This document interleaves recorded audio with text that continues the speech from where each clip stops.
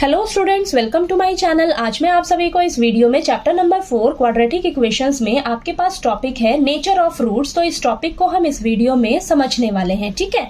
तो सबसे पहले आपको पता रहना चाहिए कि रूट्स किन्हें कहते हैं। तो जब हम किसी क्वाड्रेटिक इक्वेशन को सॉल्व करके वेरिएबल्स की वैल्यू फाइंड आउट करते हैं तो उन्हें हम रूट्स कहते हैं, ठीक है। तो अब ये रूट्स कैसे होंगे उस क्वाड्रेटिक इक्वेशन के, उनका नेचर कैसा होगा, तो यही सब चीजें हम यहाँ डिस्कस करने वाले हैं, ठीक है। तो अब उस क्वाड्रेटिक इक्वेशन के रूट्स फाइंड आउट करने के लिए हम एक क्वाड्रेटिक फॉर्मूला अप्लाई करते हैं। तो वो फॉर्मूला है हमारे पास x is equal to minus B plus minus root B square minus 4ac upon 2a। तो इस फॉर्मूले को आपने अच्छे से लर्न कर लेना है। ये फॉर्मूला अप्लाई करके हम रूट्स फाइंड आउट करते हैं, ठीक है।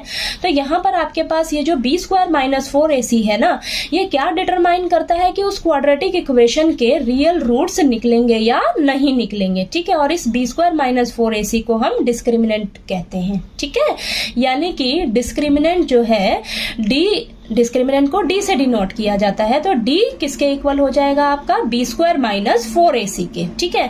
तो जैसे ही आप d का वैल्यू निकालोगे ना, तो इस वैल्यू पे ही आपका रूट्स का नेचर डिपेंड करेगा कि आपके जो रूट्स निकलेंगे वो किस तरह के निकलेंगे, अलग अलग निकलेंगे या सेम निकलेंगे या उस क्वाड्रेटिक इक्वेशन के रियल रूट्स निकलेंगे ही नहीं, ठीक है। तो आपके पास 3 केस आते हैं, ठीक है। तो यानी कि जो d का वैल्यू निकलेगा या तो वो पॉजिटिव निकलेगा या नेगेटिव निकलेगा, वो या 0 के इक्वल होगा, ठीक है।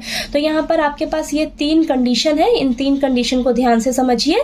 जब आपके पास बी स्क्वायर माइनस 4ac यानी कि d की जो वैल्यू है वो ग्रेटर देन 0 होगी, यानी कि ग्रेटर देन 0 का मतलब है पॉजिटिव निकलेगी ना। जब पॉजिटिव निकलेगी तो आपके जो रियल रूट्स होंगे वो कैसे होंगे, डिस्टिंक्ट, यानी कि डिफरेंट निकल कर आएंगे। यानी कि जो वेरिएबल की वैल्यू होगी ना वो दोनों अलग अलग निकलेगी, ठीक है। अब नेक्स्ट है कंडीशन क्या है आपके पास, जब आपका बी स्क्वायर माइनस 4ac यानी कि जो d की वैल्यू आएगी वो 0 के इक्वल जब निकलेगी ना, यानी कि d किसके इक्वल होगा, 0 के इक्वल होगा, तो जो आपके रियल रूट्स होंगे वो कैसे होंगे, इक्वल होंगे। यानी कि जो वेरिएबल की वैल्यू आएगी ना वो दोनों क्या होंगी, सेम होंगी, ठीक है।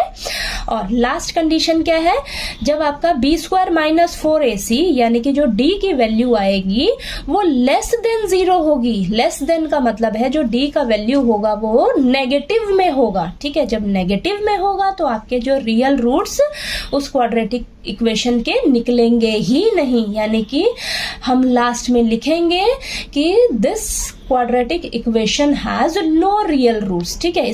तो अगर आपका d का वैल्यू पॉजिटिव होगा या 0 होगा, ठीक है, तो उस दोनों कंडीशंस में, इन दोनों कंडीशंस में आपके रियल रूट्स एग्जिस्ट करते हैं, ठीक है। अगर आपका d का वैल्यू नेगेटिव होगा, नेगेटिव का मतलब है लेस देन 0 होगा, तो उस कंडीशन में आपके रियल रूट्स एग्जिस्ट नहीं करते हैं, ठीक है।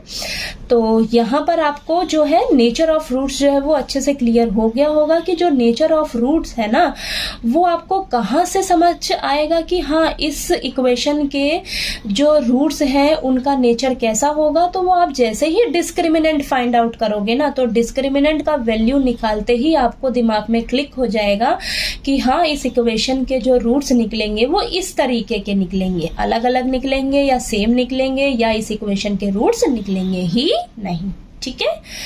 तो आपको ये नेचर ऑफ रूट्स जो है वो अच्छे से क्लियर हो गया होगा। कोई डाउट आए आपको तो प्लीज आप मेरे से पूछिएगा। वीडियो अच्छा लगे तो प्लीज लाइक कीजिए, शेयर कीजिए और ज्यादा से ज्यादा सब्सक्राइब कीजिएगा मेरे चैनल को। Thank you so much.